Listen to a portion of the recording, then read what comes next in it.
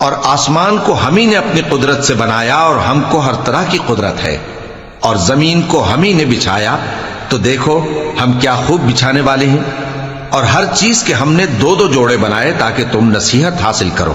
تو تم لوگ اللہ کی طرف دوڑ چلو، میں اس کی طرف سے تم کو صاف صاف خبردار کرنے والا ہوں، اور اللہ کے ساتھ کسی اور کو معبود نہ بناؤ، میں اس کی طرف سے تم کو صاف صاف خبردار کرنے والا ہوں۔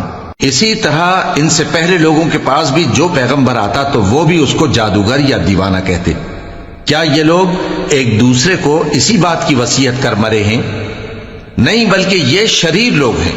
تو اے نبی ان سے منہ موڑ لو، تم کو ہماری طرف سے ملامت نہ ہوگی، اور نصیحت کرتے رہو کہ نصیحت مومنوں کو نفع دیتی ہے۔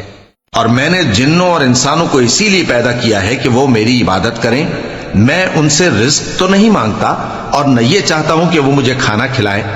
اللہ ہی تو سب کو رزق دینے والا ہے، زور آور ہے، مضبوط ہے۔ سو کچھ شک نہیں کہ ان ظالموں کے لیے بھی عذاب کی نوبت مقرر ہے، جس طرح ان کے ساتھیوں کی نوبت تھی۔